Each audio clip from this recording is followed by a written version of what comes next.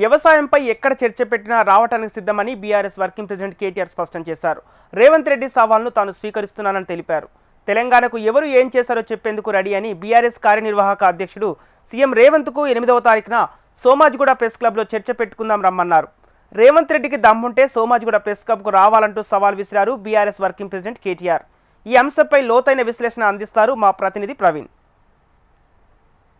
ఇప్పటికే కేటీఆర్ మాత్రం ఏదైతే ముఖ్యమంత్రి రేవంత్ రెడ్డి ఇప్పటివరకే సవాల్ విసిరారో సవాల్ని కూడా స్వీకరించారు. 8వ తేదీన ఉదయం 11 గంటలకు కూడా సోమాజిగూడ ప్రెస్ క్లబ్లో మాత్రం చర్చకు మేము సిద్ధంగా ఉంటాం. ముఖ్యమంత్రి రేవంత్ రెడ్డికి ఒక చైర్ కూడా వేసి పెడతామని చెప్పేసి కూడా ఇప్పటివరకే కేటీఆర్ ఒక క్లారిటీ ఇచ్చారు. తెలంగాణలో మాత్రం రైతాంగానికి సంబంధించి కూడా గత 10 సంవత్సరాల్లో మాత్రం బీఆర్ఎస్ పార్టీ ఏం చేసింది, బీఆర్ఎస్ పార్టీ చేసిన అభివృద్ధి సంక్షేమ కార్యక్రమాలు ప్రతి ఒక్కటి కూడా ప్రజలకు తెలుసు. అదేవిధంగా రైతాంగానికి ఏ విధంగా మేలు చేశామో రైతాంగానికి కూడా తెలుసు అంటూ కూడా ఇప్పటివరకే ఒక కామెంట్ మాత్రం కేటీఆర్ చేశారు. ఇదే సమయంలో మాత్రం గత ప్రభుత్వంలో మాత్రం రైతులను మొత్తం మోసం చేసింది అంటూ కూడా ఇప్పటివరకు ముఖ్యమంత్రి రేవంత్ రెడ్డి ఒక కామెంట్లు ఇచ్చేస్తారు. దానికి సవాల్ కూడా విసిరారు. ఆ సవాల్ని ఇప్పటివరకే కేటీఆర్ స్వీకరించారు. కాబట్టి 8వ తేదీన ఉదయం 11 గంటలకు సోమాజిగూడ ఆ ప్రెస్ క్లబ్లో కేటీఆర్ మాత్రం అక్కడ వెయిట్ చేస్తాను, అక్కడ ముఖ్యమంత్రి రేవంత్ రెడ్డికి ఒక చైర్ వేసి ఉంచుతారని చెప్పేసి కూడా ఇప్పటివరకే తెలిపారు. కాబట్టి ఆ ముఖ్యమంత్రి రేవంత్ రెడ్డి వస్తారా లేదంటే పార్టీకి సంబంధించినంత వరకు ఎవరిని పంపుతారు అనే దానిపైన కూడా ఇప్పటివరకే బీఆర్ఎస్ వర్గాల్లో ఒక ఆసక్తికర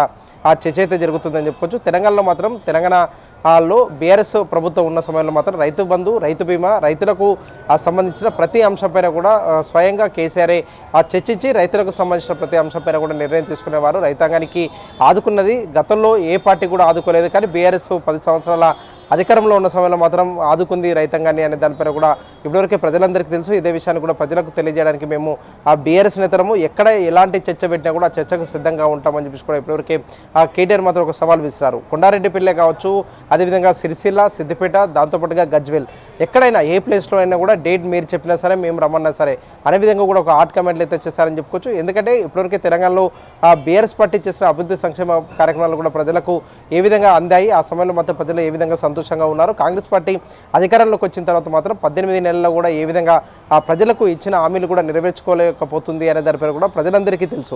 ఇదే సమయంలో మాత్రం ప్రజలకు తెలిసిన అంశంపైన కూడా చర్చ పెట్టడానికి మేము సిద్ధంగా ఉన్నాము, ఈ సవాల్ను కూడా స్వీకరిస్తాము అంటూ కూడా ఇప్పటివరకే కేటీఆర్ కూడా సవాల్ విసిరిన నేపథ్యంలో మాత్రం బీఆర్ఎస్ వర్గాల్లో ఒక ఆసక్తికర చర్చ అయితే జరుగుతుందని చెప్పుకోవచ్చు. సవాల్ని కాంగ్రెస్ పార్టీ స్వీకరిస్తుంది అనే దానిపైన కూడా వీరందరూ కూడా చర్చించుకుంటున్నారు. ఇదే సమయంలో మాత్రం మంత్రులు కూడా స్పందించారు. మంత్రులు ఇప్పటివరకే సీతక్క, అదేవిధంగా పొన్నం ప్రభాకర్ ఇద్దరు కూడా ఇప్పటివరకే స్పందించారు. ఇద్దరు కూడా మేము సవాలు విసిరి మాత్రం కేసీఆర్కి సవాలు విసిరాము, కేటీఆర్కి ఆ సవాలు విసరలేదు అంటూ కూడా ఇప్పటివరకే కాంగ్రెస్ పార్టీకి సంబంధించిన మంత్రులు కూడా అంటున్న నేపథ్యంలో మాత్రం ఈ అంశంపైన కూడా బీఆర్ఎస్ ఏ విధంగా అడుగులు వేస్తుంది అనే దానిపైన కూడా స్పష్టత అయితే రావాల్సి ఉందని చెప్పుకోవచ్చు. రైతాంగానికి ఇచ్చిన హామీలు కావచ్చు, అదేవిధంగా నిరుద్యోగులకు సంబంధించినంత మాత్రం నిరుద్యోగులు గత ప్రభుత్వంలో కూడా ఏదైతే నోటిఫికేషన్ ఇచ్చారో నోటిఫికేషన్ ఇచ్చిన తర్వాత మాత్రం తెలంగాణలో కొత్తగా కాంగ్రెస్ ప్రభుత్వం ఏర్పడిన తర్వాత మాత్రం వాళ్ళందరికీ కూడా ఆ సర్టిఫికేట్లు ఇచ్చి మాత్రం తెలంగాణ ప్రభుత్వం మాత్రం మేమే ఉద్యోగాలు ఇచ్చామంటూ కూడా ఒక తప్పుడు ప్రచారం చేస్తుంది అంటూ కూడా బీఆర్ఎస్ మాత్రం ఇప్పటివరకు విమర్శల అసలు కూడా గుప్పిస్తుంది. ఈ అంశంపైన కూడా అశోక్ నగర్లో చర్చకు మాత్రం సిద్ధంగా ఉంటాం. అశోక్ నగర్లో ఎవరు వచ్చినా సరే చర్చకు మేము